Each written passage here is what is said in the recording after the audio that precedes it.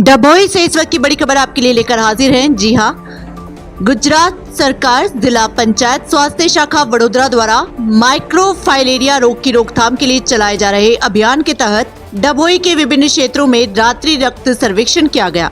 गांधीनगर प्रशासनिक आदेश अनुसार डभोई नगर पालिका चीफ ऑफिसर जय किशन तड़वी व जिला मलेरिया शाखा अधिकारी राहुल सिंह के आदेश के अनुसार डभोई मलेरिया शाखा के इंस्पेक्टर राजेश कटारिया ने अलग अलग टीमों का गठन किया। जिला लैब टेक्नीशियन, शहरी स्वास्थ्य कर्मचारी और डभोई मलेरिया शाखा कर्मचारियों ने डभोई के विभिन्न क्षेत्रों से 125 रक्त के सैंपल एकत्रित किए।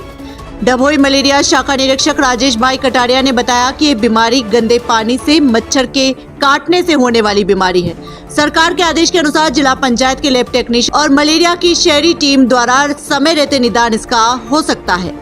नागरिकों को इस बीमारी से बचाया जा सके, इसके लिए शाखा के कर्मचारियों ने अलग अलग टीमें बनाकर रात के 9 से 12 बजे तक डभोई नगर के अलग अलग इलाकों में नाइट ब्लड सर्वे का काम किया है और सैंपल इकट्ठे किए जा रहे हैं।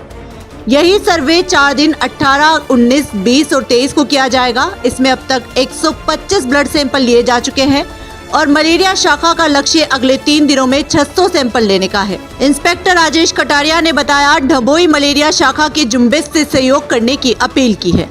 डभोई से रजाक खत्री की खास रिपोर्ट।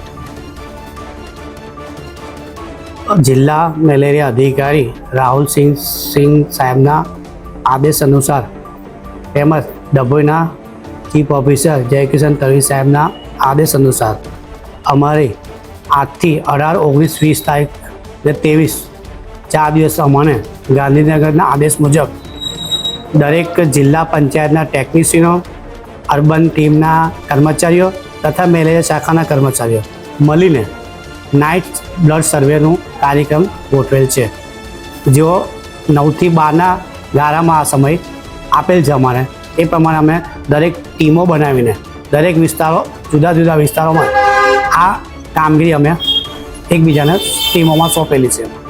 અત્યારે કેટલી ટીમો બનાવવામાં આવી છે? અત્યાર સુધી 4 ટીમો બનાવી છે અમે, ને 4 ટીમોમાં અત્યાર સુધીના 125 જેટલા સેમ્પલ અમે અત્યાર સુધી લઈ લીધા છે। આ સેમ્પલો કઈ મોકલવામાં આવશે? આ સેમ્પલો અત્યારે જિલ્લા પંચાયત ટેકનિશિયન અત્યારે લઈ જશે। કેટલા દિવસ આ પ્રોગ્રામ ચાલી રહેશે? આ પ્રોગ્રામ 18, 19, 20 ને 23 તારીખ સુધીનો આ પ્રોગ્રામ છે। એમાં 600 સેમ્પલનું અમારું ટાર્ગેટ છે લેવા માટેના।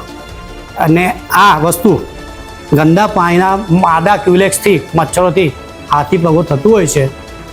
આ જો ખબર પડે કે ભાઈ આમાં કંઈ રિપોર્ટમાં પોઝિટિવ આવે છે તો એનું ઇલાજ થઈ શકે છે।